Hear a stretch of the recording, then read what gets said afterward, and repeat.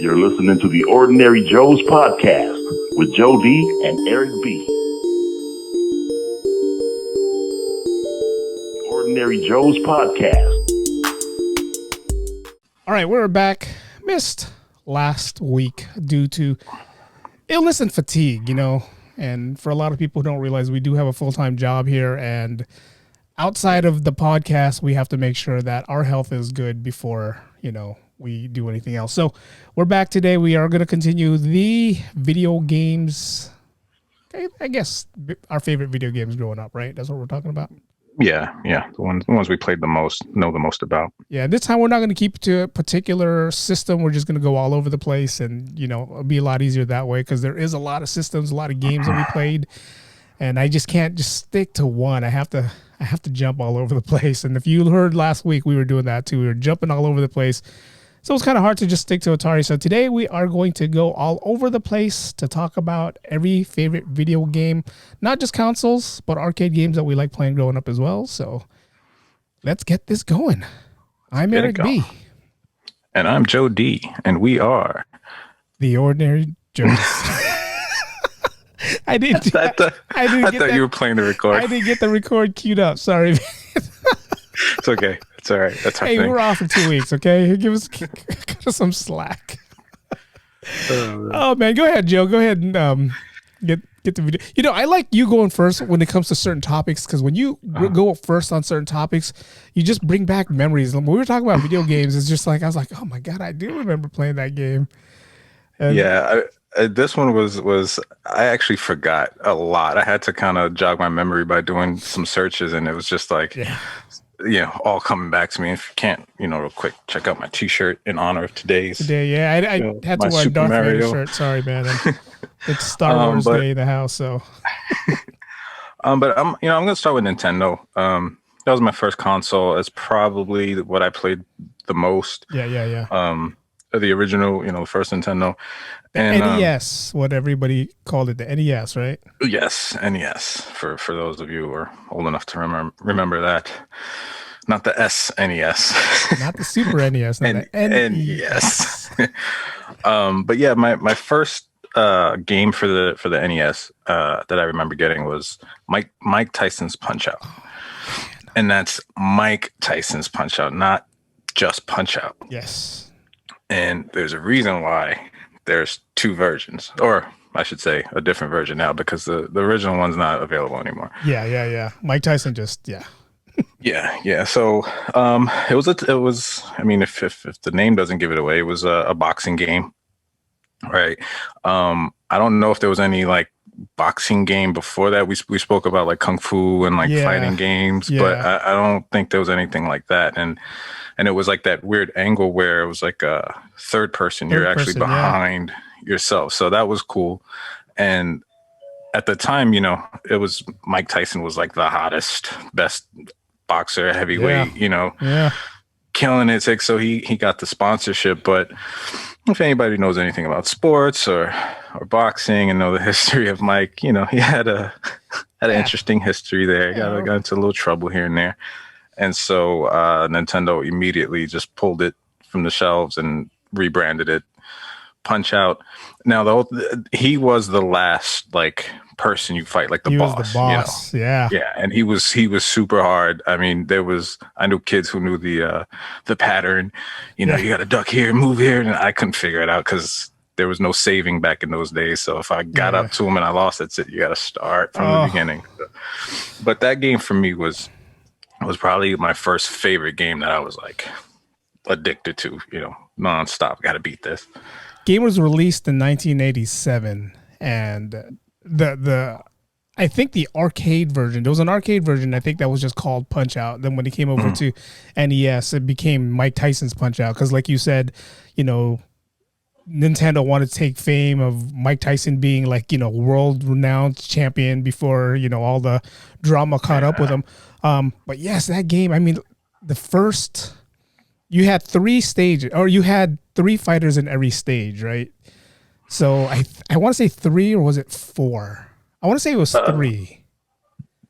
I right? forget. I just remember, the different fighters, Yeah, but yeah, it yeah. gets harder as you go. But yeah. So you go through one fighter who's supposed to be the easiest guy to beat. Then you go through the second fighter, and then you go through like the boss of that one stage.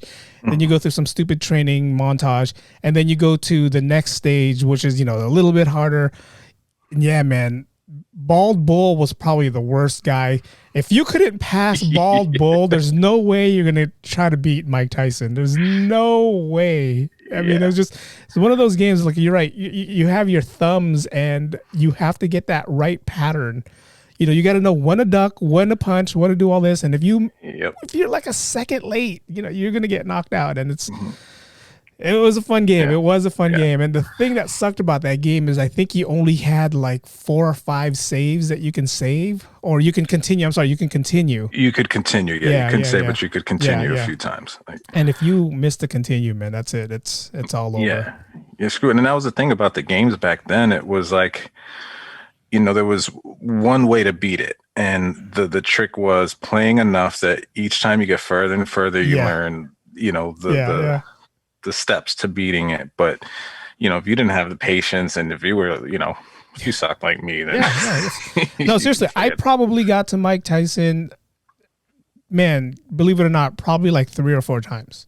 Mhm. Just because I couldn't, again, not only do you have to, Bald Bull was I think the first boss you fought, or the first, guy you fought. He was already hard the way he was. And then you have to go, I forget who the other bosses was before you got to Mike Tyson. Yeah. Those guys are even harder. It's like if Bald Bull was already bad, everybody else was Yeah. worse. So it was a fun game. It was one of those games though. Like I can see myself now if I played it throwing the remote at the TV because it's just You would, because I have it now. I have I have the little reboot the little Nintendo mini. thing, and I threw it on just to play. And the first few are easy, like you said. Glass Yeah. Joe, the first guy, Glass right? He's Joe, got yeah, glass yeah, yeah. jaw, and then real quickly, you're just like, son of, what the hell is Like, this? what am I doing?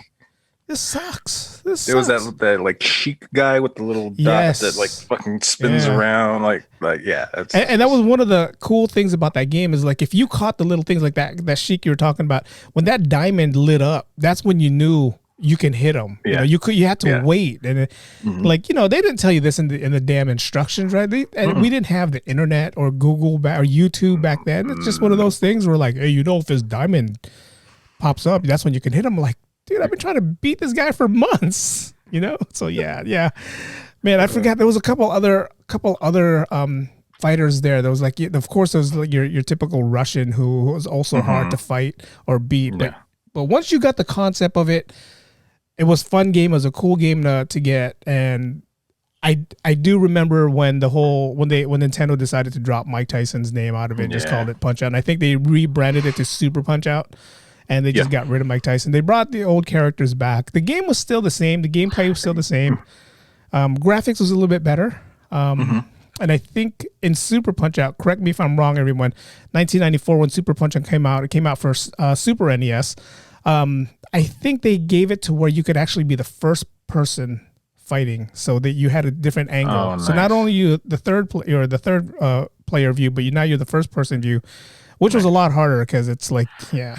Is that the one where you see the hands, right? Yeah, As opposed to the you just see the hands moving up and down. Yeah. yeah, that one was harder to time the Yeah. blocking or ducking the Yeah, punches and yeah. stuff. Yeah. No, that was my one of my all-time favorite sports games. Like I said last time, I'm more of a sports guy when it comes to video games. I mean, there was a lot of games from Nintendo that I liked, but I'm gonna go back old school with you, man. One of the top favorite, and I still play it now if I can. When the console first came out, they gave you 2 free games, right? They gave you this Mario game where you had a little robot that had to move things around, and Gyro, mate. I was just talking about that. God, yeah, that was terrible because it's like you didn't, okay, whatever. But they also gave you Duck Hunt. Yes. And Duck Hunt is one of those games where the people I know now that has Duck Hunt, they like to sit here and they like to gamble. They like to gamble. I'm serious. They're like, all right, they sit here and, they put $1 on the table and see who can get the furthest. and it's a fun So game. you're saying all the Duck Hunt players grew up to be avid gamblers? Yeah, they're gamblers. They're trying to see. We're the ones that don't go out there. You know, you're gonna have that one guy that's gonna comment like, "Oh, you guys got to really get out and go do some duck hunting." That's not real duck hunting. It's not. That's why they made it for a console. Yeah, exactly. It's not. Trust me. But no, it was a fun game because it's one of those games where not only can you duck hunt, you can ski ball or ski shoot. And when you found out the trick of the game where all you had to do was go in front of your TV and try to get that laser. Yeah. And can't forget the gun. I mean, that was probably the gun. Coolest part. The gun. I just checked out that gun on eBay just to see if it was still going around. That gun's going for at least $100. You know, is it really? That's an expensive gun. Yeah, yeah. That's crazy to think I had like two of them. Yeah. Like one laying around. I don't know where it came from, but we had two of those bad boys. Yeah. And if you kept it in pristine, I'm pretty sure it's going for a lot right now. But it's a fun game. If they can release that in the Nintendo Mini, I'm definitely going to buy Duck Hunt. Definitely a cool game. That was 1985 is when the game was released, but it was a fun game. Oh yeah, definitely. And it was for me the first introduction of a character that I could not stand, which was the dog. When if you missed any of the ducks on that screen and he just comes up, laughing at you, and it's like I don't know how many people were like me where you're just shooting the dog even though it does nothing. I did all that. Yeah. Then you lose all your bullets trying to shoot that dog. They should have made a part 2 with you just trying to, shoot the dog. But yeah, everyone's like, "Oh, that's inhumane. You can't do that." Yeah. You can kill a duck, but not a dog. Yeah, shoot. Now you probably couldn't even have a gun as a controller. I don't think. I don't think they do. Yeah. Because like nowadays, the gun is just on the pad, right? That's it. Yeah. You can't have the gun as controllers because you'll have that one idiot who'll decide to paint the gun black and go walk to 7-Eleven. Yeah. And next thing you know, yeah. But you mentioned that the other game that came with it, which I said was Gyro Mike. Yes. A lot of people don't know about this game. Do you remember the little like robot that came with Nintendo? Yeah. I don't know. Nobody knew anyone that had this. Yeah. There's only people, rich kids, I guess, that had this. I didn't know anyone who had this thing, but you would always see this little robot where you can put the controller in his hand. Yeah. Gyromite is, like you were saying, it's kind of like a puzzle game, but you need two people. And it's like one person holds doors open while the other one does stuff. So if you say didn't have any friends or whatever, but you had this robot, it was made to play with you in this game. There were some other games you could use it for, but again, I didn't have it. I didn't know anyone who had it. I did have Gyromite though, and it sucked. It was the worst game to play by yourself. Yeah, and that's why they gave it for free. Yeah. I bought it with, I guess when I got it, it was a bundle pack. It was like, you buy the NES and then you get this for free. And once you play, you realize why you get it for free. Cause it was a bitch getting the robot together.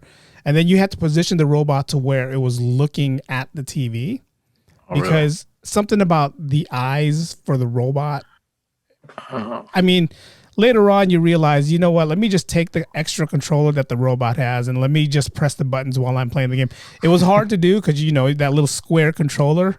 Yeah. But once you realize that you don't really need the robot, it's like everyone just pushed that robot aside. But it was a cool gimmick that Nintendo tried to release. It was one of those things like, hey, let's get a VR in here and let's, or not a VR, but a robot and, to play with you. But yeah, it was one of those games where it's like, nah, dude, I'm not. But one of again, if you look for that robot on eBay, it's probably going for a lot. I would assume so, especially that because it was one of those things that I'm not sure that they made, a lot of them. Because again, I really, as much as popular as Nintendo was as a kid, I really didn't know anyone who had that thing. Yeah. Like you said, not a lot of people had. A lot of people had the game, but the robot, it's the robot that nobody has. And again, I'm looking for it on eBay right now, and I'm not even seeing the robot. And that was one cool thing about Nintendo early on. They had all the cool accessories and attachments. They had that other game. It was a track and field game. Might have even been called Track and Field, and it came with the power pad. If you remember, it was literally this kind of big plastic pad you roll out onto your living room floor. You plug it into your Nintendo, and it had buttons on it that you could step on. And I think it was just 2 rows of it, and A and B.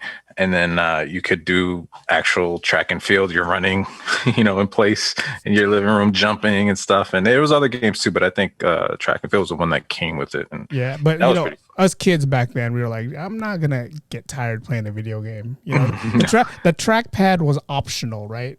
For the parents who wanted their kids to play video games and also get exercise, that's what they got them for. But us kids, especially us, kids that lived in the city, were like, nah, we don't need that trackpad. We want to play it on the video game. I run home from school every day. Yeah, I know. Run home so I can play video games. Get that little snack. He was called Rob the Robot. Rob the Robot, and right now on eBay, he's going for $343 with everything that comes with him. The game, all the little things that's with it. But yeah, man, if you still have the original, man, you could always sell them. I wonder how much the original Nintendo went for, because I'm assuming that's probably like 3 times the price at least of the original. Yeah, it's funny. I watch a lot of Storage Wars, right? Mm-hmm. And when they can find a Nintendo NES like between 1 and 50, those are worth like in the thousands right now. Wow. And it doesn't have to be in working condition. I mean, it has to just be, 1 and I think 50 were the first ones that were made. If you can find those, if someone are selling them, or if you have them in your garage, see how much you can get them for, because I don't have mine no more.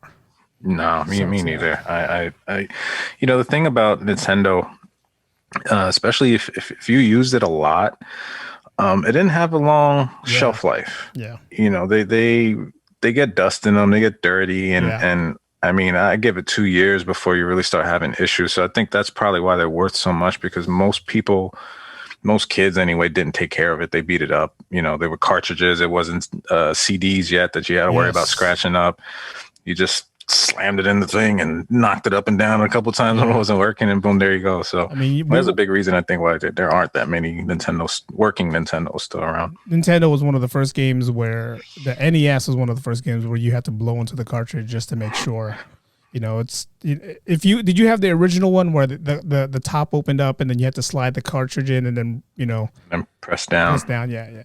If you had one of those, then yeah, you knew the struggle if you wanted a game to work. If you had, like Joe said, if you had it for at least 2 years and you're trying to make one game work, you'd have to open up that little part, put another game over that game just so the game's being pressed down. So that way, so it gets nice and snug. All the leads are touching. Yeah. I would even, everybody had their own techniques. I would take my cartridges and I'd take a toothpick and just kind of slide it inside the little piece that goes in and then clear that off. Yeah. And oh man, there were times where you're spending probably 20 minutes just trying to get the game to work. God. And then it's like finally get it going and your mom's like, all right, you got to come eat dinner. You're like, no.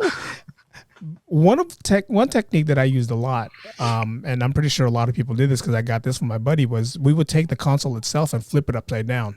Mm-hmm. Once you flipped it upside down, it worked. It worked, but, probably worked for like 10, 15, 20 minutes. And next thing you know, it goes crazy. But yeah, man, Nintendo had a lot of issues when cool console that first came out in the 80s, had a lot of issues though.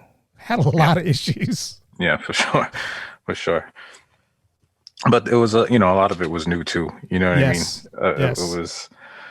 It was they were kind of paving the way for a lot. But there was still, competition, because Sega and I'm right off the bat, I wasn't a big Sega guy. I never had it. I always liked Nintendo. Like, honestly, because of the characters. I was little, so all these guys look fun to me. Yeah.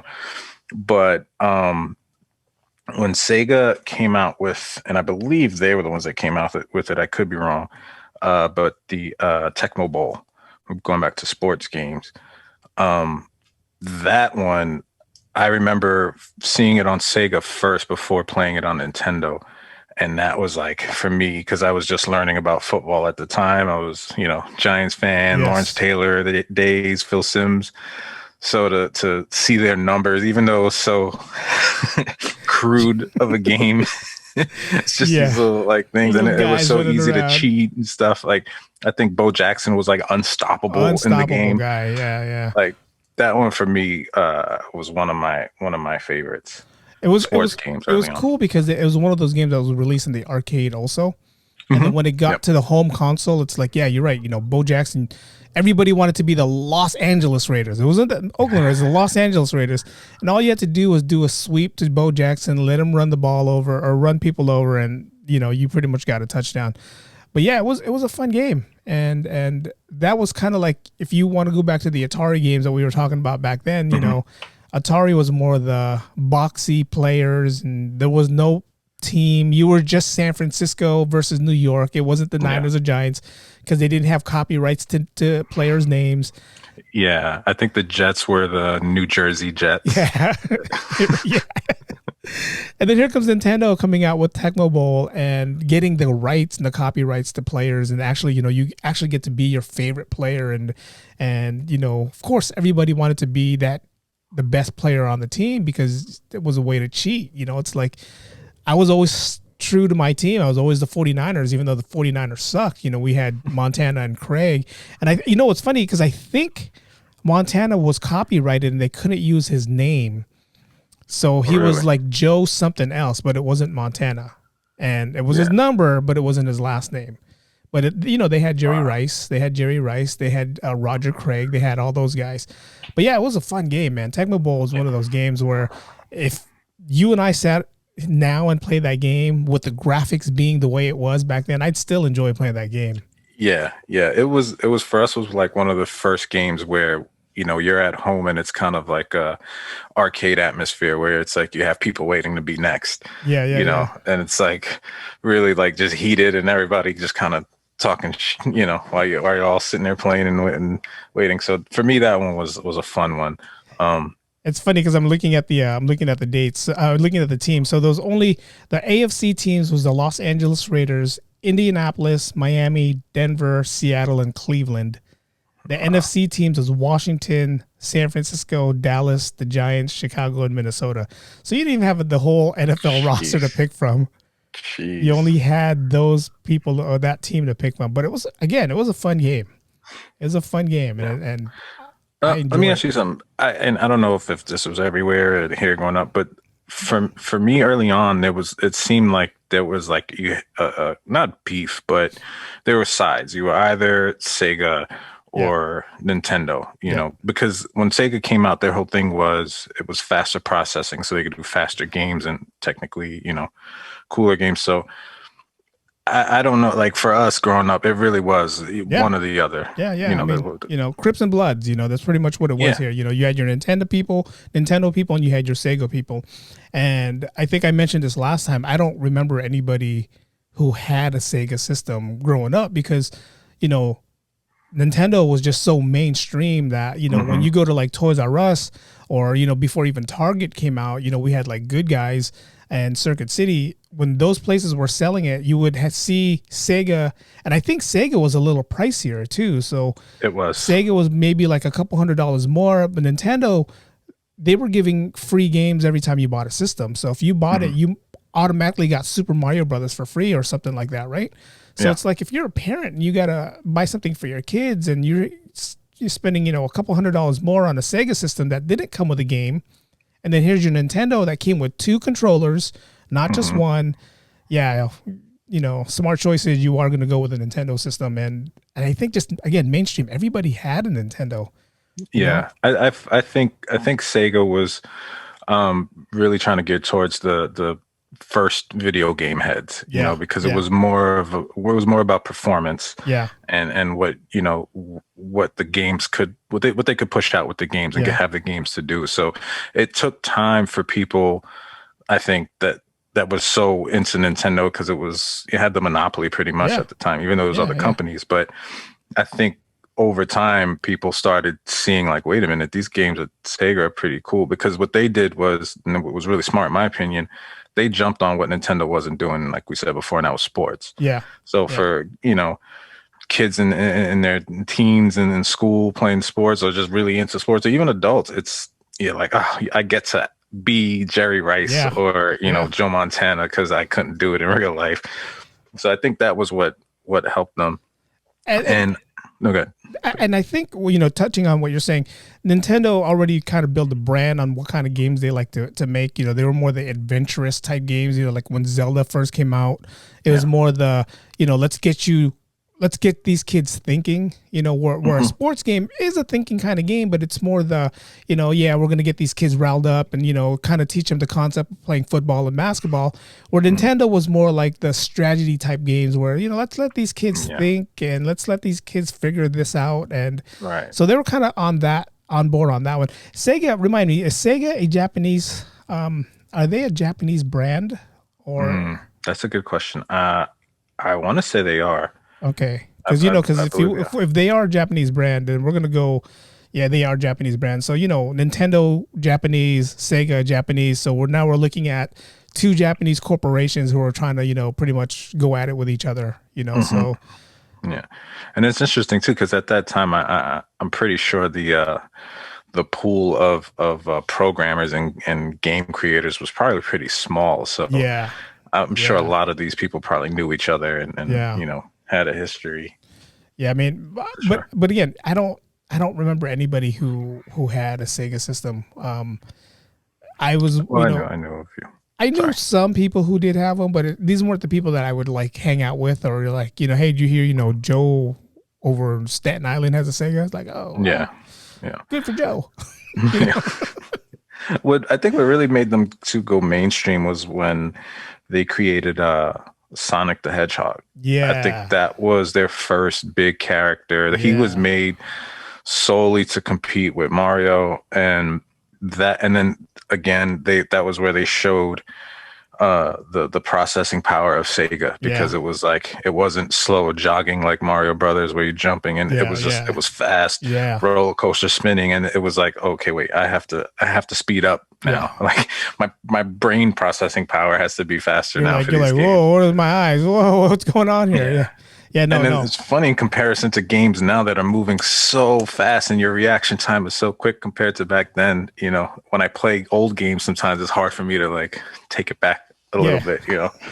I mean, it was a cool game. I mean, when Mario was here, you had two buttons, B and A, and you had the trackpad, left and right.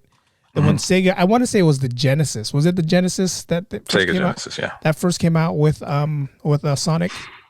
Yes, yeah. And Sega was one of the first consoles that had more than two buttons, right? They had like 3 or 4 buttons on their trackpads. But yeah, now you're like, okay, dude, now there's 3 buttons that I got to deal with versus 2 buttons. So it was kind of like a game changer for a lot of us, especially growing up, because we're so used to B and A. And now here's, Sega coming out with their system, and now you're like, whoa, there's A, B, C, whatever, X, Y, Z now, right? My hands can't do that. No, it's not. It wasn't meant to do that. It wasn't meant to do that. Let me looking up the Sega Genesis right here, trying to see the year that it came out. But yeah, it was one of those cool systems where if you had a Sega Genesis, I'm looking at the system right now. See, it had 3 buttons. But it was still a cartridge game.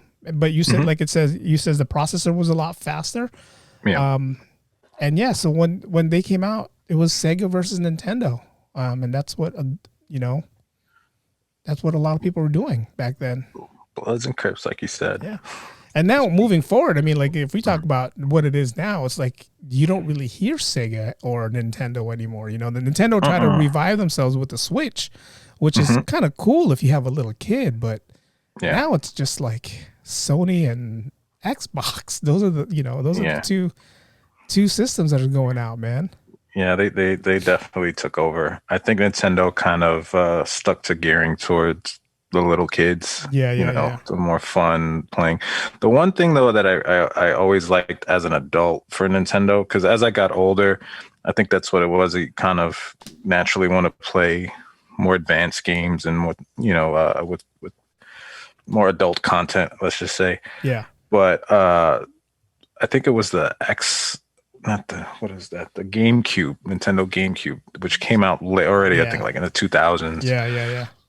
They had this game called Mario Party, and they had different versions of it. The one I played was part 5. Okay. And what it was they have like pretty much every character in Mario universe. And the GameCube had 4 controllers, so you could play up to, I think it was 8 people could play, but only 4 at a time.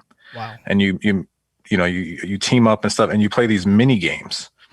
And, it could be anything from like first one to fill up a cup by jumping and hitting, just all these weird, cool little things. But it was you against the person next to you. So that for me, like, it was fun, especially, we were already kind of like in our 20s and having drinking games and sitting here playing Mario and stuff. But it's for me was the last, I'd say, Nintendo game that I actually played heavy and was really like addicted to, because it had that nostalgic kind of factor to it, but they kind of updated it a little bit. But other than that, I don't think after NES, Super NES, I never got any more Nintendo consoles. I went and got the Wii when they released the Wii, just because now you're, if you guys had the Wii and you know what the Wii was like, now you're doing this like 3D. Nah, I don't want to say 3D, but you actually have to play the game now. It's like the bowling, the sports games was like fun there. The archery games is fun there. Yeah. And how many people broke their TV because they didn't put that little strap around the wrist and I mean, that was the last Nintendo console I bought, other than the NES. I think I had the NES also. And then the Switch comes out, and I'm buying the Switch. The graphics is a little bit better, and I don't think I'm going to buy any other Nintendo products at the moment. Yeah, we were actually thinking about getting the Switch, but the more we thought about it, it's like, are we really going to play? We have how many consoles now that we don't play with? So you'll play it, trust me. You will play it. All right, I'm gonna show Michelle this part. Where are we at in time? Like Eric said, we're gonna play it so we can get it. There's a couple fun games on the Switch that all of us in the family. It's my turn. No, it's my turn. No, it's my turn. Now, wait, real quick, because I don't know much about the Switch. Is that the one that you can? It's handheld, but you can also connect it to your television. So there's 2. That one you're talking about. Yes, that's the one that you can connect to your TV. You can have, it comes with this little platform where you just take the Switch and put it in that platform and it goes straight to your TV. Then they have the Switch Lite, which that one's just strictly handheld. But the cool thing about the Switch is, if you and I, let's say we're playing Street Fighter, right? And you're in one end of the room, I'm in the other end of the room. There's this little beam thing that I can play against you on your console, and we can play against each other. Oh, cool. And it goes for all games. It's not just Street Fighter, but like we could all sit here and jump and play games against each other. It's that if your wife loves the racing games, my God, the Mario one, man. The Mario Kart? Oh, yeah. Oh, yeah. That's actually one of her. I asked her what some of her favorite games were. Yeah. And that was one of the first ones that she said was Mario Kart. You have to get it. I mean, I got it just for that reason, just for the Mario Kart reason. And then like Mortal Kombat is on there. All these cool games are on the Switch. And to be able to sit here, someone's watching TV, you can't put it on the big screen, and you're just sitting here right here and just playing it. It's a cool, it's fun, man. Trust me. Trust me. Black Friday is a couple days away. Pretty sure they're gonna have a lot of those. .com. They're on sale at Costco. I'm gonna jump way ahead, and we're talking about the whole Sony Sega thing. When NES started doing the whole video games, and it was still kind of that cartridge type game, a system, Sega came out with another system. It was, I want to say, one of the first CD systems that came out. It was a Dreamcast. And I didn't want to touch it because, like you said, Nintendo versus Sega. I wasn't a Sega guy. I wasn't going to touch the Sega at all. I think Sony wasn't even out yet, or Sony didn't even, the PlayStation 1, were they no, the PlayStation wasn't out yet. No, Sony was only doing Dreamcast. Yeah. Okay, so I said, okay, Sega Dreamcast, I'm not going to touch. But one day I walked into GameStop because I was going to buy something for an NES, and I saw this kid playing, God, I forget the name of the football game. One of the football games. 2K. NFL 2K1. And the graphics, I was just like, wow. I was one of those guys where I went to the kid and I'm like, yo, dude, you've been playing long enough. Let me try this game. And I did. I took My it turn. away. I took it away from him, and I just said, look, I'm thinking about buying this. Let me just see how it is. Right. And I went there to go buy, I forget the name. I want to say it was a Mario Brother game for NES. Then I asked the guy, hey, how much are these systems going for? And, you know, probably like $199 back then, right? Mm-hmm. Then he goes, hey, I got one guy who just returned it yesterday. You know, it's yours for $150. Because, you know, GameStop, nice. they sell used consoles, right? Yeah. Came with a game. And I said, I'm going to get it. I'm going to get it. So I ended up getting the game. And the console came with Soul Calibur.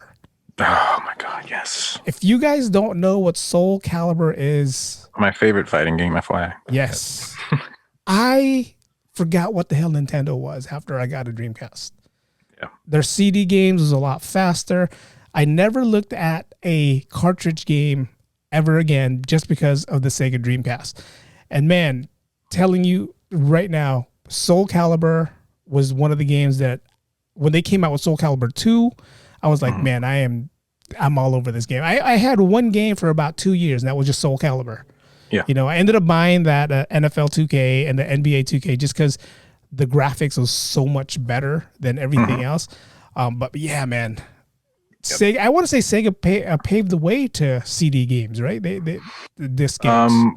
There was one game prior, but I don't know. It was the Sega Saturn, I believe. Oh my which God! came after yes. the Genesis, and That's I think right. that was CDs. But again, that was I didn't know. I didn't have one. Didn't know anyone who had one. That's right. So I'm not sure, but yeah, I think that might have been the first one. But the Dreamcast set the standard. And you know, the one thing that sucks, if you know the history of the Dreamcast, it was a Sega system powered by Microsoft. So if you ever look at an old Dreamcast, you'll see the Microsoft logo on there, right? Later on, Microsoft decided, you know what? We can do our own thing. We don't need Sega anymore.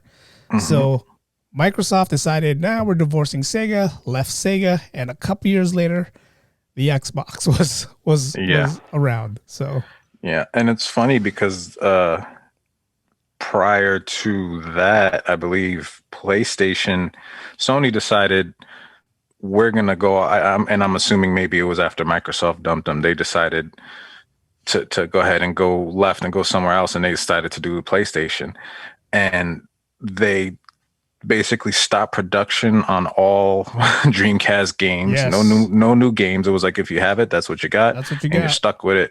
And they went to PlayStation, and it was like, what? Like, Yeah. So I was kind of forced to get PlayStation for that reason, because it was like, now I was kind of stuck with this obsolete game system, which was still great, but how long before I get bored with the old games, you know? I'm looking up how much a Dreamcast is going for right now on eBay. It's alive. I think that was like the commercial. That was their phrase. It's alive. But it was, though. I mean, if you played any of the games compared to, we were playing Super Nintendo. That's the game that we had. That's the console we had. We were doing the whole Street Fighter, Mario Brothers, doing all that stuff. And then all of a sudden you have this one CD game that comes out and it's like blowing the graphics away. And you're like, whoa, what is this? And again, I think with the divorce of Microsoft, I mean, the Dreamcast could have been something. It could have been something really big. But when Microsoft decided, hey, I don't want to deal with you guys no more, then that's kind of like the downfall. I mean, it's such a shame too. It's such a cool system. They're not going for that much. I mean, like $300 is like the most that I'm seeing it for. Yeah. The thing that really, like, back to what we were saying about sports. Well, originally I had played the arcade version of Soul Calibur, which was Soul Blade. Yes. And I played this at the bowling alley one time. I was like, oh my God, this is amazing. And I hadn't really played arcade games in years. It was just one of those things. I was bored and I walked in there and saw this fighting game. And next thing I know, I'm like $5 in, just addicted to it. That was when they came out with Soul Calibur, which was the console version for Dreamcast. That was it. I was sold because I was still happy with the older Madden on Nintendo, where I didn't really kind of need to play the newer one, even though it was cool. Yeah. But then slowly all my friends started getting it, and it was just like, then with the Soul Calibur, I was just like, all right, I have to get it. Yeah. It's too cool. And I mean, the graphics, like you said, everything was just like light years ahead of all the other the cartridge games and stuff. So it was a no-brainer. Like we talked about last week or a couple weeks ago when we talked about if you're playing a video game at an arcade place and you knew it was going to come out on a console, you're expecting, okay, it's not going to be as good on the console. But when you're playing Soul Blade on the arcade and then come home and play Soul Calibur on your Dreamcast, it's almost the same. I mean, the only difference was, you're going from a joystick to control pad. That's the only difference. Yeah. And when they came out with that technology, I was just like, wow, this is definitely, the next system up. And, I'm glad I got it. And I'm glad I was not one of those people who was like, you guys who are listening to the podcast, you'd be like, Dreamcast? I've never heard of a Dreamcast. What is that? What's funny, I another reason that I wasn't on board with the Dreamcast right away either was because I don't know how far before that Nintendo came out with the Nintendo 64. Oh, right? Yeah. And that was that was the first, I think, 64-bit, and it was also the first time you saw an analog controller. So the controller was weird. It had your typical, two sides that you would hold, and it had this kind of one part in the middle that would come down, and it had the analog. And some games you could use both, one or the other, and I hated it. Yeah. The first the game that I don't know if it came with it, but it was I think it was Mario 64, and it was like the first 3D Mario game where you can run around this world, and it looked cool. Like it was amazing to see Mario in that way, but I could not control it. I was like, this sucks. This isn't gonna stay. This won't last. It's just a fad. So when Dreamcast came out with predominantly an analog controller, I was like, nah, I can't do that. I can't play like that. Yeah. But eventually I kind of trained myself to do it, so it's so weird, right? I mean, I totally understand what you're talking about, right? But the thing with the Dreamcast controller is they put the analog controller and the D-pad on the same side. So all you had to do was, do I want to use the analog or do I want to use the D-pad? Where the N64, the D-pad was on the left and the analog was in the middle. So just imagine the letter M, right? So you had the analog on the middle part of the M and the D-pad on the far left side. So you're like, I don't want to use the D-pad. So, I mean, it was ridiculous. Awkward. Yeah, it was weird. It's something you had to get used to. And, some people prefer the D-pad. Some people prefer the analog stick. I think the analog stick was good if you're playing the game like Street Fighter, Right.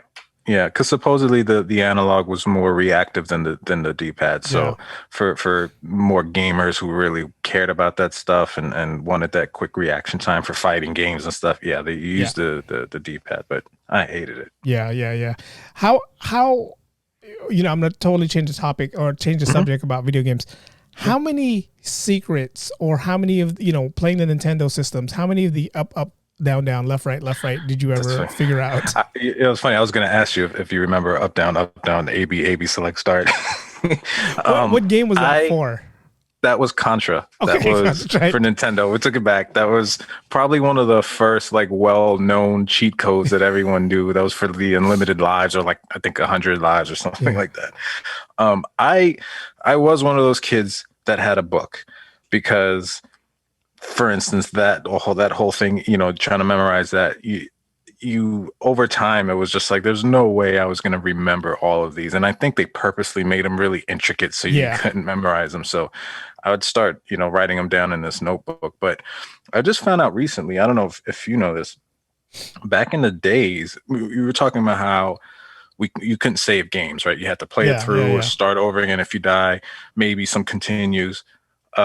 But there was no Google, there was no, reference except for this magazine called Nintendo Power, which remember that? a lot of kids had. Yeah. But apparently Nintendo had a call center with I was just watching a documentary about video games. They had this call center where you had, I forget what they're called, but they were pretty much gaming experts. And you call them and they would walk you through a game that you're stuck on. So if you're playing Mario and you're like, I'm on level 3, whatever, world this, and they would say, okay, run here, go that, do this, do that. And wow. Apparently a lot of them, they wouldn't get the game before it came out. So when the game would come out, they had to play right away to start beating it. And sometimes they're doing it real time while they're talking to kids. I was like, man, I didn't know Nintendo had this. I didn't either. I was like, what the heck? I should probably was it a toll call or was it a free call? That's the thing. I don't know. Maybe we could look that one up, but they don't really mention it. I'm assuming, knowing Nintendo, we probably had to pay for it. Yeah. Wow, no, I know that was out there. Yeah, I didn't know that. I thought I was one of those kids where, you found out from somebody and somebody found out from somebody else, and next we're all doing it. And yeah, well, I didn't know that. That's kind of cool. It's kind of crazy. I mean, you're like 40 years too late or 30 years too late, but yeah, but hey, it's good to know they had it. If I knew that, it's funny. If talking about video games, Mario Brothers on Nintendo, released in 1985, right? Super Mario Brothers, the what kind of blew up the Mario game, right? Mm-hmm. Do you remember that one cheat? I forget which level it is and you had to do it just right, where you're going up those bricks to try to get ready to jump up on something. And if you can catch that turtle at the right spot, and you can just sit here and bounce off that turtle left and right, you get like 1,000 lives doing that. Yeah. That was the hardest thing. It's funny because I ended up, luckily I wasn't paying a quarter for every game, because I ended up, you end up killing more lives trying to do that one cheat than you are trying to. But once you do it, it's kind of like, yes. Yeah. And then it's one of those things, once you get it, then you just become a pro at it. Yeah. You're like, oh, look at this. Look at this. Check it out. Funny story about that. My brothers, who I was pretty naive as a kid, and I would believe anything my brothers and sisters told me. And I remember trying to do that. I was trying to do that trick. And my brother told me, he's like, you can, when you get to the Koopa Castle, who was like the boss in the game, he shoots fire at you, right? And part of it is jumping or ducking or whatever. Yeah. So my brother told me, he's like, if you land on the little white part of the flame, you can actually ride it to the other side of the thing. So I was like, oh, cool. So I spent countless lives and time. And I think they even forgot that they lied to me and told me that. And it was like such a while before they finally were like, what the hell are you doing? And I was like, you told me if I ride the foot. And they just laughed at me like you idiot. Like, of course not.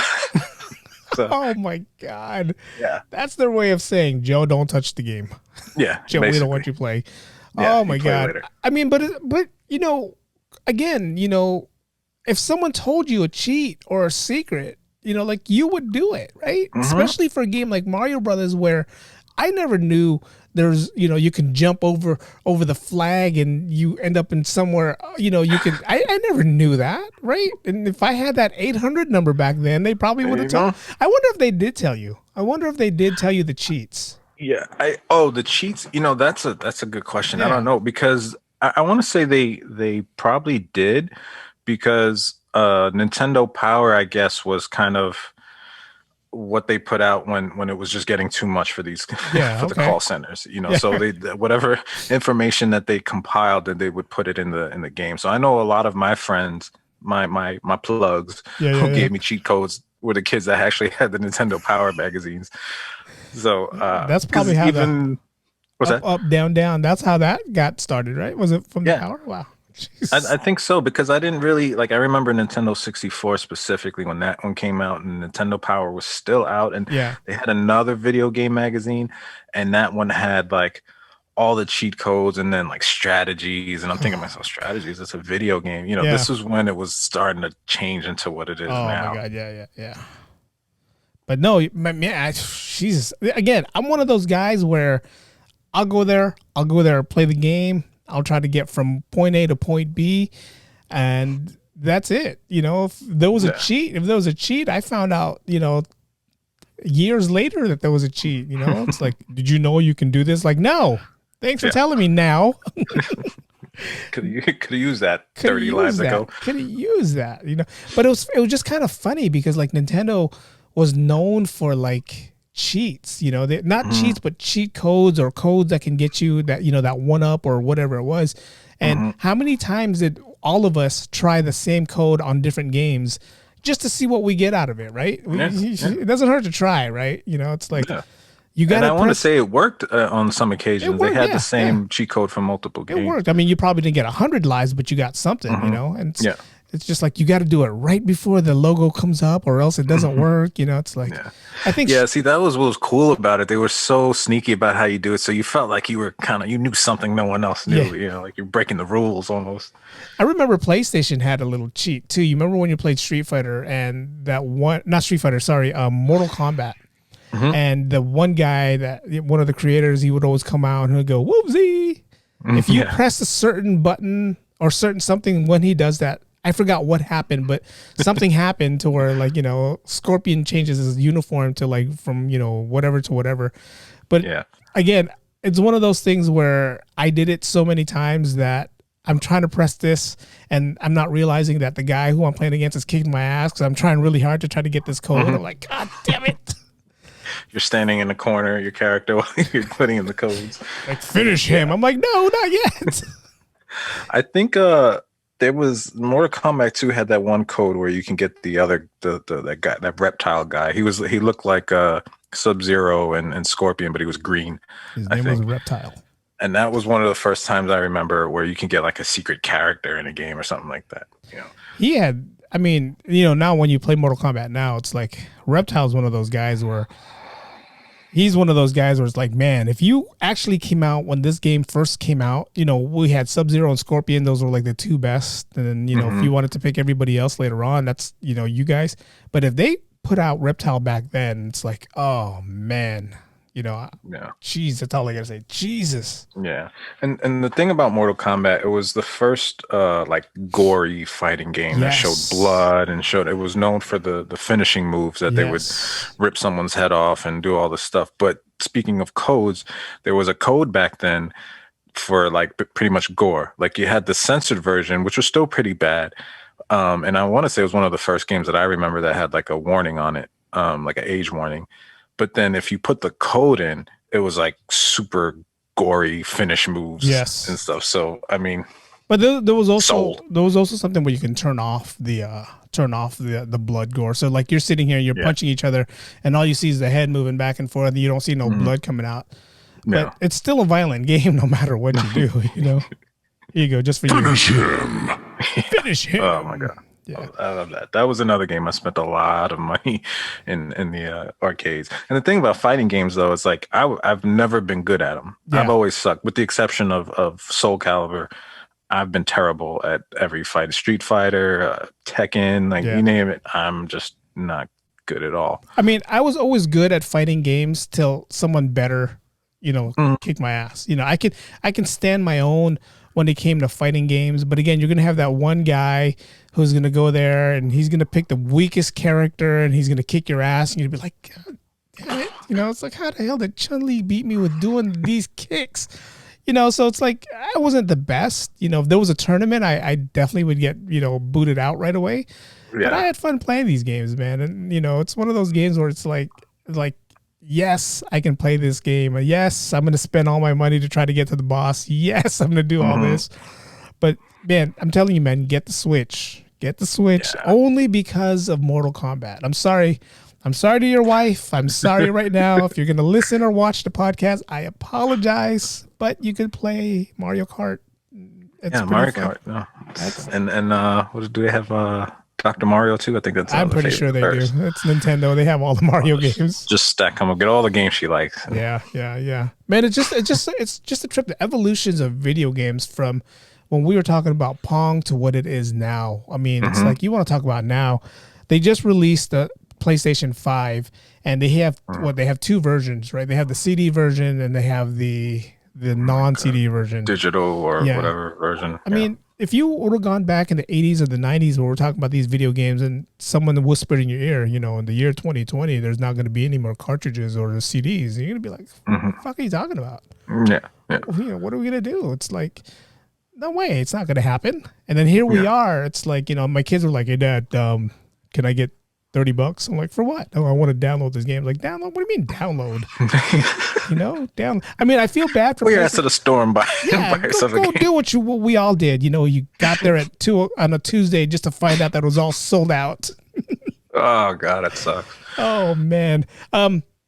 How do you feel about Madden? I mean, you got your Madden versus your 2Ks. That's what I wanted to ask you. What did you like better? So Madden was the first, I want to say like maybe 92, 93, somewhere around there. That was like the first football game with that kind of, again, that first person perspective. And you could actually, run the ball and pass the ball and do plays and defense. So at first I was all about Madden. Yeah. Then 2K came out and just Madden couldn't compete with the graphics and the gameplay. But then when Sony switched over to PlayStation, and then Madden eventually made its way over there. Yeah. I was back on Madden, and I'll be honest with you, I played 2 games all throughout high school, and it was John Madden, Grand Theft Auto. Those were, even till today, those are probably the only 2 games I have. Maybe Mortal Kombat. I was addicted to Madden just because of being such a huge football fan. Played football in high school. All my friends did, and even though we're from New York, everyone was a fan of a different team. So it made it great for when we had tournaments and go to someone's house and everybody picked their team and you ride them out. So, and then you had John Madden himself, the commentator, calling plays, commentating, annoying you at times with the obvious, ball hit your hands, you got to catch it. Like, no shit, John, I'm trying. So it was for me, probably for a long time, the best and my favorite football game, even till today. But it's just too advanced for me now. Fun fact, John Madden grew up in Daly City, lived right across the street from Daly City BART, went to Jefferson High School. So for you guys who don't know. He went to Jefferson. Cool. He went to Jeff. Yeah. So fun fact for you guys who don't know that. Man, Madden to me was the game changer when it came to football games. Because like you said, here we are, high school football players who wants to do something on the off season and couldn't really do anything during the off season. So what's the best way to do it is just play video games. Did you hear this season the NFL is going to do the All Pro, the Pro Bowl via Madden? They're going to play the Pro Bowl via Madden. That's how far Madden's got, right? Crazy. But yeah, between the two, man, I like them both. But Madden, there's just something about Madden, that nostalgia factor about Madden. They changed the commentators. It's not Madden. When it was Brett Musburger and John Madden, man, those were like the fun parts. There was one comment where John Madden says when a guy's helmet flies off and he goes, well, luckily his head wasn't in that helmet. It's like, wow, they're actually saying stuff like this. Yeah. Or the sound effects. Boom. Boom. There it goes. Right there. Boom. It's like. But that game, just the video game, and it's just like the play calling. If you, I can see why there's a lot of kids who don't play football, wants to try out for football, but has no athletic ability whatsoever because they played so much time playing Madden that they think they can play football. Yeah, but it's true. And when you're playing Madden, you're like a player coach, right? Because you're calling the offensive plays, you're calling the defensive plays.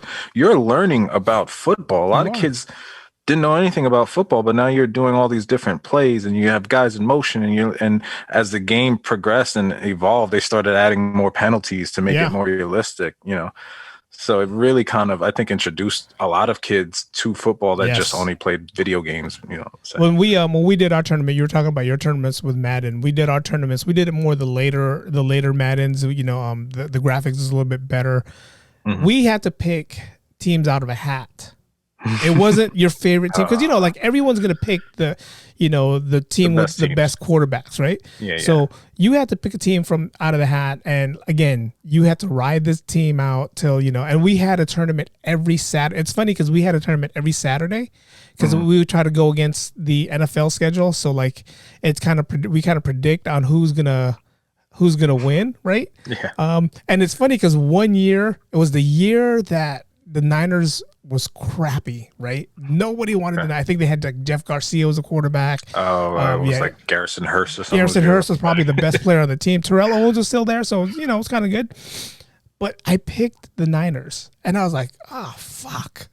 And they were like, "Dude, that's cool." No, it's not, dude. It's like, dude, we're putting money on this. I think we put like $20 in for the whole season, and the winner, who went to the Super Bowl ends up, getting all that pot. Winning the pot. And I was like, dude, this is not going to get me to the shit, man. Jeff Garcia, and I'm holding the piece of paper right here, like Jeff Garcia and Terrell Owens is not going to get me to the championship. It's like, I might as well just quit now. And they were like, dude, you're a faithful, man. Come on, be right about that. I'm like, yeah, I'm a faithful to the team, but man, this is money now. That's the whole fantasy football thing started. It's like, you don't ever draft a player from your team because that player is going to suck. So it's kind of like how it was with Madden. Yeah, you can't gamble with your heart. You can't play Madden with your heart. It's just look at the stats. My team sucks. Yeah. What can I say? Yeah. I need somebody else right now. And plus, we're all from San Francisco area. We all can't be the 49ers. And the couple years when we started that, I had teams. I had Peyton Manning's, Colts, which is like, cool. I got Colts. I got. I think Edgerrin James was still on that team, or whoever was. I was like, yes. Then you get your Niner team, you're like, oh man. And that was the thing. Another thing about Madden was that they had people out in the field going to their practices, going to NFL practices and preseason and rating players. Yeah. They'll go by how they did the year before, what they're projected to do this year. There was a science to it. So it was about as realistic as you were going to get. If the Niners were bad that season, they were bad in the game. Yep. If there was injuries, there would be injuries in the game. And then also I want to say Madden seemed to have the lock as far as the NFL players. There was no one, no one was off limits. They had every player in the game. It wasn't like, I forget which basketball game that was out early on that didn't have Jordan in it because they didn't have he had his own game, and they couldn't afford it. So they had a player 99 or something like that that was supposed to have been Jordan. So Madden had everyone, so you had a favorite player, you can be that player if you want. And that's the cool thing. Was great I think it was 2K that couldn't get Jordan versus EA. EA, just like you said, they have free range to everybody, and it was kind of a cool thing with EA being that if you grew up in the Bay Area, you knew EA Sports was here in Foster City, San Mateo County somewhere, and you'd hear rumors like, hey, Michael Jordan's in the facility and he's supposed to be doing this, and you're like, whoa, so he's going to be the new EA Sports game. It's one of those cool things about where if you grew up in the tech world or if you grew up in the Bay Area and you were a hardcore video game guy, you knew the rumors before the rumors even came out, just because you would hear certain things.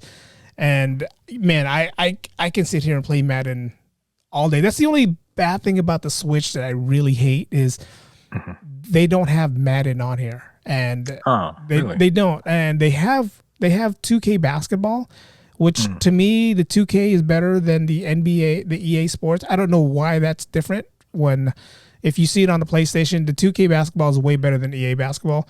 Which back then growing up, it was the opposite. It was always like EA is better than 2K, but somewhere down the line, 2K's gotten a little bit better. Even with their baseball games, 2K is better than EA Sports. For sure, yeah. I think that's always been the case as far as baseball. At least in my opinion, the baseball has always been better with 2K. But then with football, it's always going to be Madden, and I would always play Madden over 2K. Yeah, no, definitely agreed. Earlier you had mentioned something about how far we've come with video games, how they've evolved, and it's been such a short time at that. When you think about it, it's crazy. But one of the games that and this is for PlayStation 1, and this is probably still today one of my favorite games, was Grand Theft Auto. Yes. Now, the most recent one, Grand Theft Auto 5, that came out, they returned to San Andreas, which was I think, I don't know, maybe part 4, 3 or 4. And, it's this whole big map, this whole world that you run around, do these crazy missions, or if you want, you can just kind of Sims style, just kind of walk around the world, drive cars, beat up people, pick up hookers, whatever, right? Yeah. You look at Grand Theft Auto 1 compared to the most recent one, and I don't know, was that 20 years maybe? I don't know when the first one came out, but the first one came out for PC, and I remember playing it. Shout out to my boy Andre who put me onto this, and it is so primitive. It's 2D. It's an above map. Yeah. You know, it looks so cheesy, like almost like a Frogger kind of game. Yeah. You see the little guy, but for us, the fact that you were pulling someone out of their car and driving around crashing stuff, it was great. And then, I mean, it wasn't that long of a jump, you know, maybe a year. It was from Grand Theft Auto 1 to Grand Theft Auto 2, where it was like how we know now. Big and it difference, was like, yeah. Man, mine was blown, and I was hooked to it ever since. Till this day, I still play that What one. I loved about Grand Theft Auto, and you know, piggybacking off what you were saying, is you don't have to, like all the video games that we played growing up, you have to level up before you can get the best car. You have to level up before you can get the best gear. Grand Theft Auto, if you wanted to steal a car, you just pop the door open and steal the car. You could steal the best one. You could steal a police car. That's just like, I was like, wow. You know, it's like when I first played GTA for the first time, I was addicted to that game just because you can beat up hookers, you can beat up civilians, you can take their money, you can beat up cops, and you can steal whatever vehicle, you know. I'm not condoning that this is all legal, but it's just a video game. But it was one of the first. I mean, this game was more violent to parents. More parents was a lot more violent than Mortal Kombat, because Mortal Kombat was a fighting game that just had some gore in it. This one was showing a guy walking around and, you know, stealing committing crimes, committing and crimes. People up. Yeah. And it's funny because, you know, we talked about cheat codes earlier. There was. Remember last week we talked about the Game Genie, where you can have like a little cheat. Grand Theft Auto had a Game Genie cheat, and it was for the PlayStation 1, where you can get a flying car. I don't know if you noticed that. Yeah. You can get a flying car, and I think the one that I got, I was trying to fly over to San Francisco. But the thing that sucked about this game, this is how much details they put into this game, that if you go into the city without earning your way to that city, as soon as you get to that city, the cops are all over you. You know, they're like, no, you're trying to get away. It's like 3 seconds. 6 stars later. wanted automatically. 3 seconds later, you're like, damn it. Yeah. I had so much trouble trying to get this flying car. Now I got it. Yeah. You know?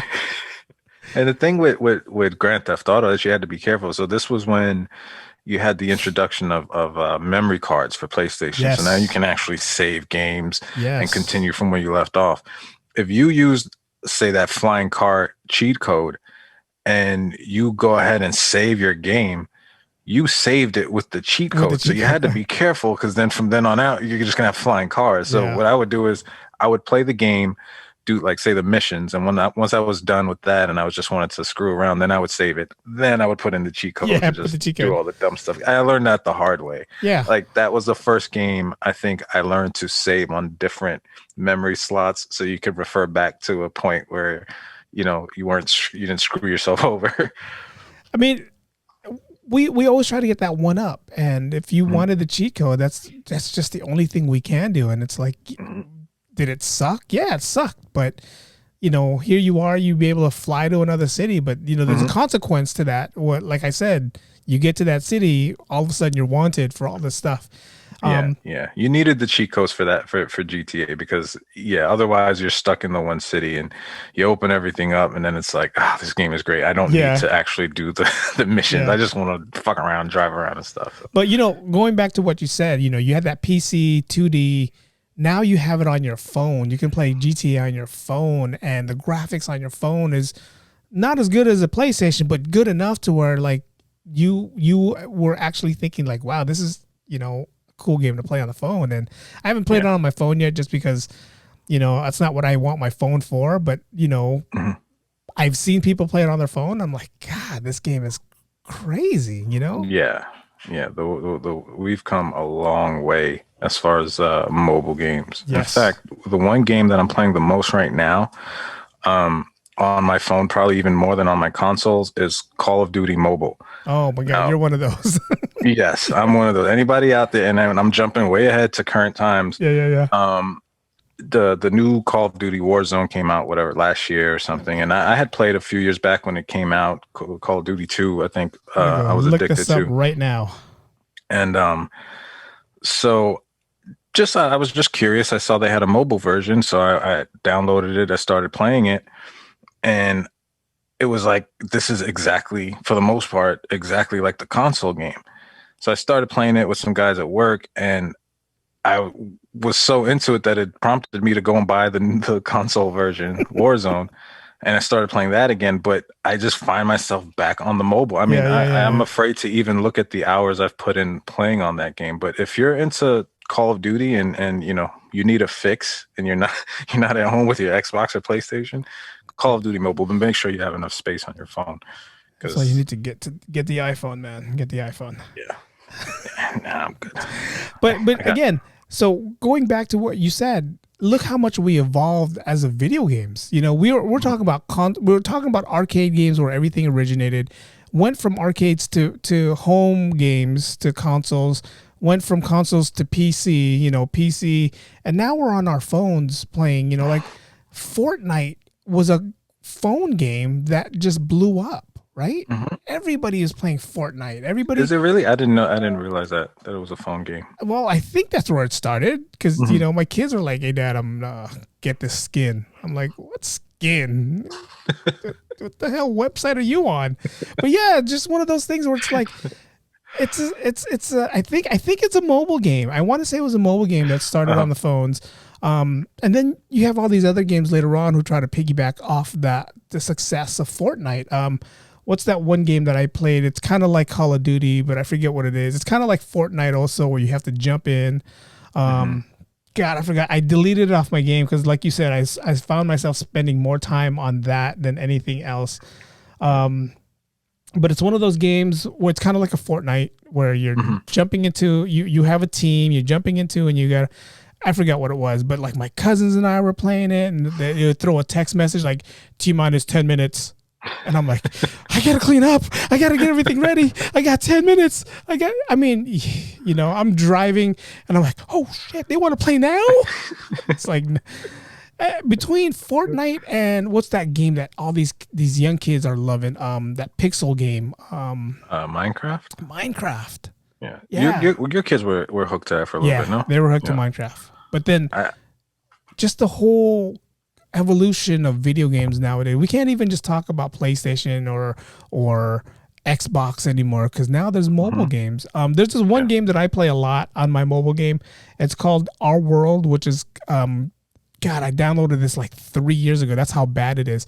It's off The Walking Dead, and you have to try to kill zombies. And it's kind of like, I want to say Pokemon, where you could only be in that one spot that you're at. Okay. And then if I walk down the street and then I open up the app, now I'm there in that area. So I can't go to different places. So different places has different zombies that you got to try to kill. I'm addicted to that game like I'm addicted to rice, man. It's just one of those things where if I'm walking outside and we're going to the shopping center, I'm pushing the cart and I'm the same time I'm like, my phone is like this and I'm like, you know, and then you see the guy next to me looking at me because all he hears is a machine gun in the background. I'm like, I think this is too loud. But yeah, I mean, mobile games has just gotten so much different from what we're used to, you know? Yeah. No, agreed. I can't even imagine, you know, if you would have told me 20 years ago, gave me a screenshot or showed me a picture of, look, this is what you're going to be playing, you know, at home on your handheld. It's amazing to me. You know, it's funny. This new iPhone was just released, and I ended up getting the new iPhone. This one old guy that we work with, we only see him once or twice a week. He said, in about 20 years, you won't even need phones anymore. And I'm like, what are you talking about? He goes, the phone is going to be in the palm of your hand. They're going to implant you with something, and the phone's going to be right there. And I said, you know, it's funny, the way things are going right now, I wouldn't doubt you.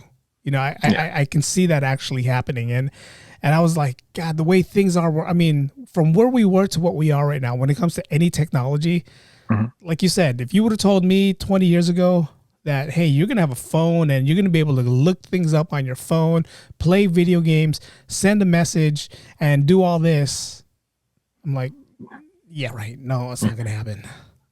And then you're going to complain that your game is lagging. Yeah. It's like, No, I mean, it just kills me, man. It's like this whole week that we were talking about video games, and I did my whole research about video games and video games this, video games that. It brought me back to like when we were playing Nintendo games, when we were playing NES games, PlayStation games. That was like the easier times where we had no worry in the world. We didn't have. I couldn't text Joe, "Hey Joe, how do I get to this stage?" You know, it's Right. like I either call you and ask you, and I spend 20, 30 minutes on the phone with you because you're sitting here trying to tell me how to get to this next stage, or I figure it out on my own, right? Yep. You know, Yep. nowadays it's like, let me look up this cheat code and let me see what I can find, and Mhm. you know, Let me go on YouTube and watch this walkthrough and see how to do it really quick. yeah, you can Yeah. watch it as many times as you want, but if you're like me and you sit here up, up, down, left, right, oh damn it, I missed it. Yeah, you're not gonna get it right away. That's just how I Yeah. am. It's funny too that you said that because that's exactly how I beat Resident Evil with my brothers. It was me and one of my brothers playing on our console over the phone, talking to our other brother, Yeah. and we just hit each other up. Hey, I just figured this out. You got to go on right now and do it. Like, oh, it works. Like, wow. Now all they got to do is put on some headphones, get that mic attached to their system, and say, "Hey, log on," Yeah. and they can talk to each other that way. We never had that. We had the phones. We were like this, you know, or you know, like when I was playing the game, I was playing a PlayStation 1, or maybe it could have been a PS2 game. It was a Star Wars, one of the first Star Wars games that came out. It was the one with Anakin Skywalker. I forget the name of the Yeah. game. And I went to my coworker like, "Dude, I can't pass this one stage. It's like freaking pissing me off." He goes, "So as soon as you get here, you have to take the lightsaber out. Once the lightsaber comes out," he goes, "you got to put the lightsaber back in and then duck and then roll to your right." And I'm like, that sounds fucking stupid. But as soon as I got home and I did it, I was like, wow, it actually worked. You know, it's like I never would have figured that out on my own. No way. Yeah. And you know, shout out to those people that put in, you know, in a ridiculous amount of hours into games, because you Yes. guys are the real heroes. It's Yes. because of you that I don't have to waste my life trying to figure out how to do this. And these guys are like, not only are they like, you know, I don't want to call them super nerds, but you know, they're probably the ones who are like making a lot of money like on YouTube right now, because they're telling you the cheat codes. They're telling you like, if you get stuck, this is how you do this and kind of thing. Yeah. And you're seeing them with like, you know, they posted the video 3 hours ago and they got 1 million views because there's 1 million people in the world who wants to figure out how do I beat Mike Tyson, you know? You know, where were you when Mike Tyson Punch Out was coming out, man? Where were you guys? Jesus. And these are things, this is stuff like, you know, you fantasize about as a kid. Like, man, I wish I could play video games for a living and just make money doing this, you know? Yeah. I mean, literally there was, what was that, gaming competition thing that was like on TBS that I don't know if it's still on, but It's still literally on. like competitive video game. I'm like, Yes. and they're superstars. Yeah.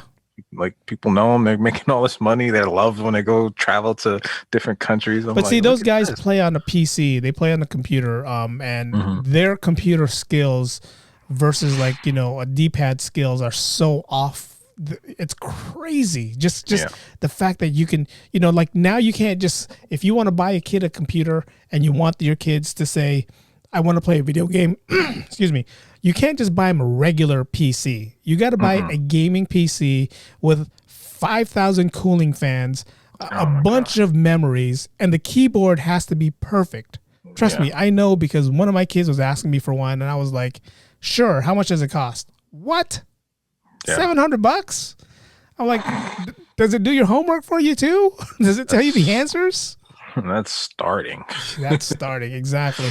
And it's like, you know, then I looked it up, I read about it, and I'm like, yeah, this is how much they start off as. And, you know, $700 is like the low end. And if you want to, you know, like you said, starting, and if you want to increase more, it's just so much different from back then. We would go to wherever store, we would buy NBA jams, we'd play it in our console, and that's it. You know, that's it. But I mean, I guess as things evolve and get super detailed and the effects get better, we need the power and the machinery to back it up. And you also need the degree to figure out how to fucking work it, because like you said, some of these computers, like my brother, he got into Warcraft 2011-ish 10 when they did like a, I don't know, they brought back like a world or something. I don't know. It was something big going on in the world of Warcraft. Yeah. And his computer, he had one of those Alienware computers, which is a gaming computer brand, I guess. Yeah. I'm not gonna say how much he paid for it, but it wasn't the starting price. And I remember helping him. He's like, "Oh, I need to put in a new cooling system." I'm like, "In your computer?" He's like, "Yeah." He's like, he showed me this piece and it had this hose with like you put water in here and like cooling fluid. I'm like, "Dude, is this a car?" Wow. Yeah, and I mean, when he turned it on, the graphics were just out of this world, and gameplay was was great, but it's way too far advanced for me. If you ever watch Big Bang Theory, that's the laptops that they use as the Alienware laptops. But yeah, it's crazy just the way things are, and you're like growing up, we were happy to to play Mario Kart and all this stuff, and now it's like these kids, the way the gaming systems are now, it's like if you don't have a certain megabyte graphic card reader, you're not going to get the best gameplay out there. And it doesn't even stop there, because now you have to have like the best Wi-Fi and the best internet, right? Because if you don't have that, if you have $1,000 computer but you have a crappy internet system, you're not going to get anywhere. Yeah, it's useless. Yeah, it'll look nice sitting on your desk, but you got all the glowing lights and all that stuff, but that's about it. About it, man. I had fun doing this, man. This is definitely. I mean, every time we do something, whether it's music or whether it's video games, it just brings back nostalgia to me, and it's kind of like same here. I enjoy doing it. It's kind of glad we took a week off, gave me a little longer to think about things. But that was cool, man. I enjoyed this. Anything else you want to add? You want to add a game? I think that's it. I mean, most of what we spoke about are games that I played. There are other, big games, but I don't have much input. But there was one that I forgot, and shout out to I forget his name. He always comments on Instagram. Casey King. Yes. Casey King. Is he the one that mentioned about Halo? Yes. Yeah. Halo is the game. Halo 2, because I didn't have it. I didn't have the Xbox for the first one. Halo 2 is what introduced me to Xbox. Yes. And that game, there was this place on Staten Island that we used to go to called VGA. It was Video Game Arena. And it was literally an office space with different rooms. And each room had a different collection of consoles. So it was like the Xbox room, PlayStation room, PC room. And me and my friends would go there, pay like $10 for an hour, and play Halo online against other kids. That was my first introduction to playing online. And that game was, as far as first person shooters go, it really was like, it was amazing. That was the first game I ever played where you had to use tactics. You're throwing grenades, you're definitely using sniper rifles and shotguns and different, like that game really. But I only played the online, head to head. Never actually really played the missions themselves. They were cool, but I was just addicted to playing online. And that was the first game I ever played online, actually. Bringing that up, it's like I never. When the Xbox One first came out, I was not really big in the whole Xbox thing, and everybody was talking about Halo. Mm-hmm. When my kids got into video games, Halo was one of the first video games that every kid wanted to play, right? And I'm sitting here watching them. I'm like, what the hell is this game? This is kind of crazy, right? So of course, one day they're not home. I'm gonna pick up the controller, and I got so addicted to that fucking game that I'm like, wow, this game is so crazy. And like you said, you have to, if you die, your whole joystick would shake, and you're like, whoa, it kind of makes me wish, like, in the movie Ready Player One, you can put the whole suit on and you can feel that whole thing. It kind of, I mean, we're most likely there, or we're going to be there soon where we can do that. Mm-hmm. But it's one of those games where it's like, even till now with the new one, new one that just came out? Was it Call of Duty? Call of Duty just came out with a new one. Yeah. Even now, it's like Halo, when Halo comes out, everybody wants a piece of Halo. And the only thing that sucks about Halo is that Xbox is not going to release it to anybody else. It's an Xbox exclusive, which is kind of cool because that's their moneymaker. PlayStation has their moneymaker. I forget which their moneymaker game is. Yeah, but Halo has their moneymaker, or Sega, or I'm going all over the place. Xbox has their moneymaker, and it's Halo, and I don't blame them for doing that. Yeah.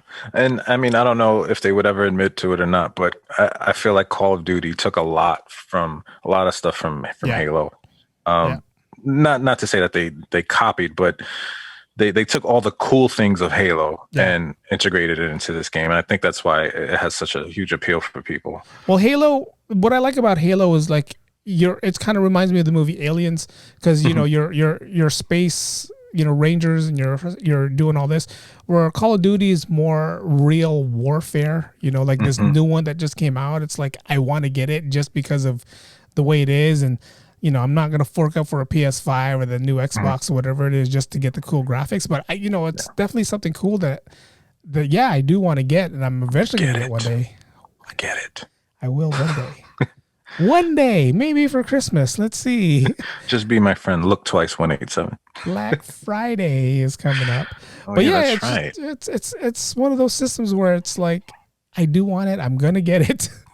But it's one of those games where it's first player shooter, and I only can play 10 minutes of that game, probably even less now, because you get that little check dizzy out feeling. Call of Duty Mobile. It's worth a shot. I have it another one real quick. Popular game right now. I don't know. Maybe your boys are into. I don't know if you've played. Is Among Us. As far as phone games go, I don't know if you've seen this game yet. It's what's it called? Like Among Us. Among Us. I'm looking it up. Look it up. It's right now. It's like kind of the hottest mobile game. I think it's probably the most played, downloaded game right now, mobile wise, and it's pretty much. It's like Clue. It's a murder mystery. You can play up to 10 people. You can kind of set the rules, but basically it's one person is an imposter. Ah, okay. And you basically there's different maps, and on these maps there's tasks that you can do.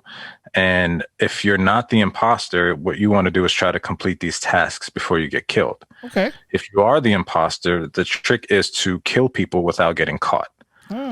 And say you kill someone, no one sees you killing them, but the body's there, and someone else will come across the body. So they'll be like, hey, found the body. And now you go into kind of to this chat room, and everyone discusses who they think the imposter is. So now it's a cool game because you have the actual gameplay itself, but then you have the side of it where it's like, if you're the type of person that can lie your ass off and convince people to believe you, you can win the game. You can be like, no, as if you're the imposter, there's certain things you can do that other people can't. And one of them is called venting, where you go into a vent and takes you from one part of the map to the other.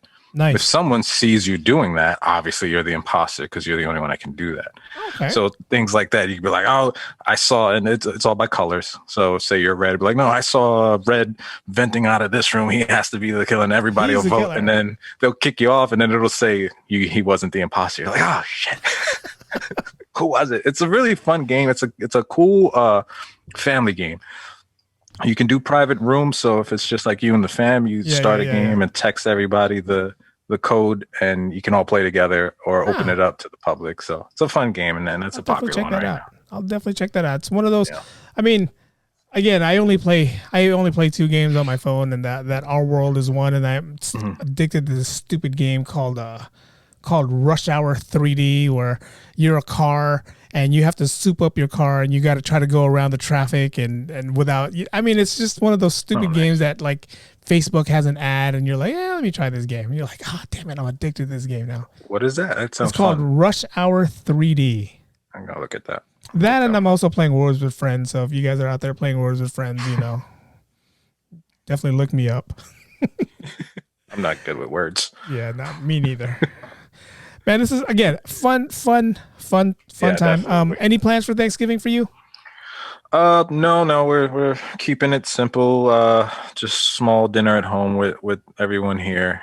Still trying to stay safe with COVID. It has not gone anywhere, people. So please, if you can, just stay your butts home. But no, keeping it simple. Still gonna have probably more food than we need, but Of course, I mean, we always do. can't complain about that. That's what I'm thankful for. One of the things. Yes. But yeah, taking it easy. How about you guys? Same thing. Same thing. Nothing going on here. Luckily for me, I got the 4 days off starting Wednesday. So, nice. Usually this is the time that we go up to Disneyland, but with everything going on, it's going to hold off for one more year, and hopefully by next year things are back to normal.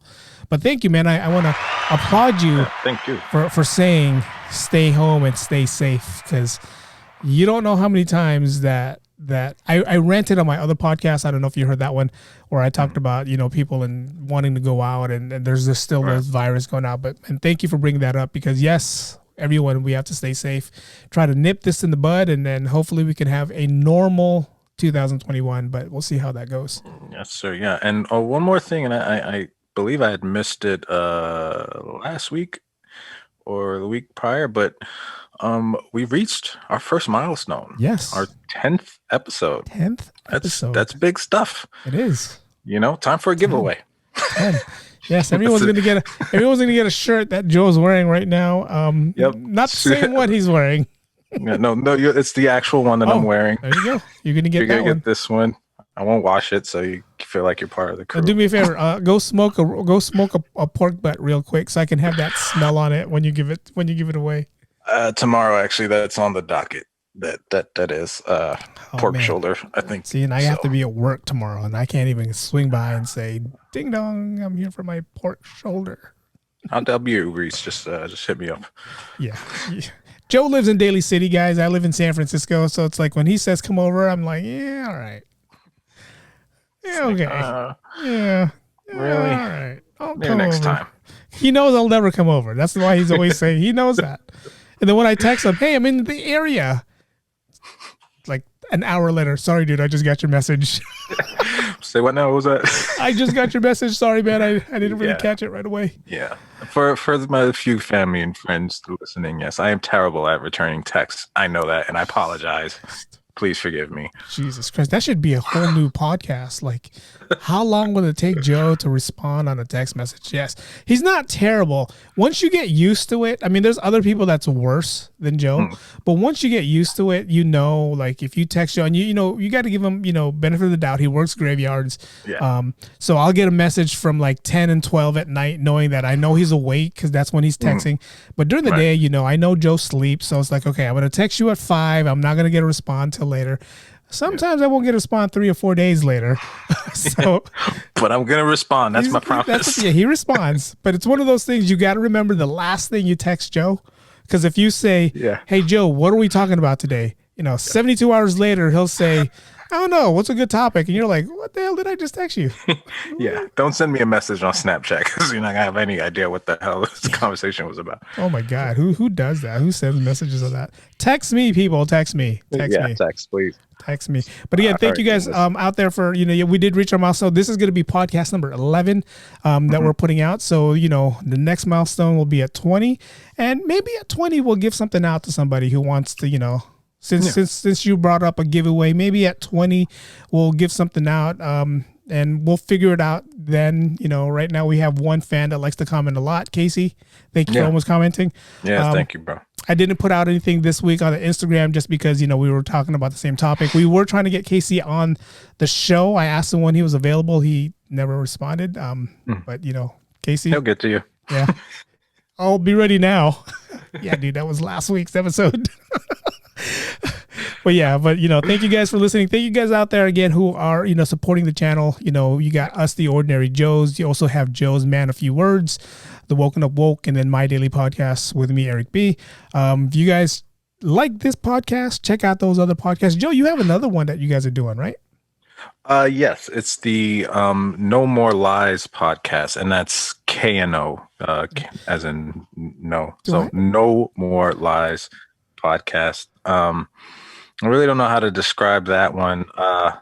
It's just as an informative podcast. We talk about things like coronavirus, Sasquatch, the mystery of Sasquatch. I kind of wished I was on that show. I listened to that episode and I was like, fuck, I wanted to be on this episode. That was honestly was on the fly, and that was what started the whole thing. So we won't, being that we're all kind of tied up with so many podcasts, that one won't be necessarily a weekly one, but we'll do them as much as we can. But we've gotten some good feedback, so expect some more. It's a good show. Again, he said it's informative. It's fun to listen to. I'm putting myself out there. If you guys talk about DB Cooper, you talk about the Loch Ness Monster, I definitely want to be on that show because I got a lot of stuff on there. It's funny that you mentioned that. DB Cooper's actually the next episode. So we'll work it out, and you'll be on that one. Yes. Oh my God. So crazy. Yeah, dude, that's so weird that you said that. That literally is the next episode. No, it's funny because I'm not, you know what? Let's just wait for that episode. Cause I think what I wanted to, here's a little teaser. If we do this together, I think I met DB Cooper.